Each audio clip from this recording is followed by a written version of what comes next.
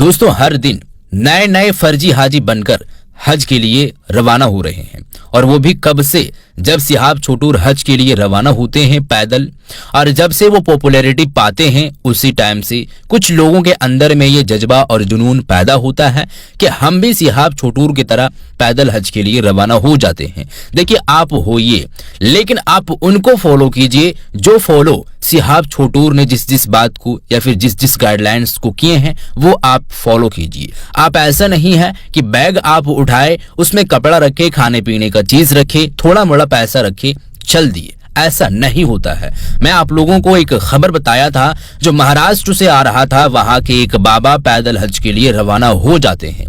जब वो रवाना हो जाते हैं तो उनको रास्ता भी मालूम नहीं है। सिहाब छोटूर को देख करके वो रवाना होते हैं। बेशक आप होइए, लेकिन उसके पास कुछ भी नहीं था। वो होने के बाद एक और खबर मैं आप लोगों को दिया था, यूपी का था, नाम था हासिम। वो भी हज के लिए रवाना हो जाते हैं। उनके पास भी कुछ नहीं होता है, ना ही पासपोर्ट रहता है, ना ही वीजा रहता है, कुछ भी नहीं, सिवाय जो इंडियन डॉक्यूमेंट है, आधार कार्ड, वोटर आईडी कार्ड, ये सब के अलावा और भी कुछ भी इंटरनेशनल जब आप ट्रेवलिंग करेंगे तो उसके लिए पासपोर्ट और वीजे का जो जरूरत पड़ता है वो इसके पास कुछ भी नहीं था। ये दोनों तो हज पर निकल चुके हैं और इन लोगों को विदाई देने के लिए भी काफी लोग आते हैं।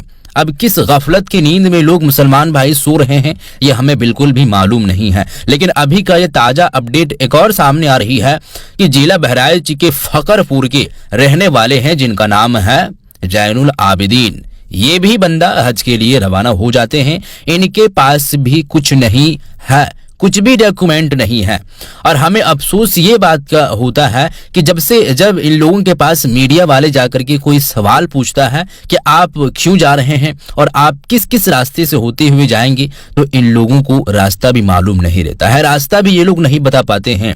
एक शख्स जो है ये जैनुल आबिदीन, इनसे जब पूछा गया तो इनका ये कहना है कि हम जाएंगे राजस्थान, राजस्थान से पंजाब और पंजाब से बस सऊदी अरब। ये कोई बात हुआ? रास्ता भी मालूम नहीं है, लेकिन फिर भी वो चल रहा है।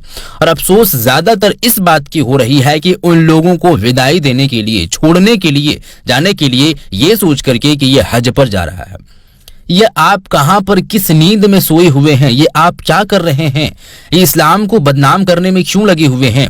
ये आप खुद सोचिए अपने आप में कि जब भी कहीं पर भी लोग बाहर ट्रेवलिंग करते हैं, अपने देश को छोड़ करके दूसरे देश में जब एंटर करते हैं तो उसके पास पासपोर्ट, वीजा जरूरी है। लेकिन वो सब सारी चीज को छोड़ करके सिर्फ और सिर्फ voter ID card, pan card और आधार कार्ड के अलावा आपके पास कुछ भी नहीं है, फिर आप कैसे जा पाएंगे?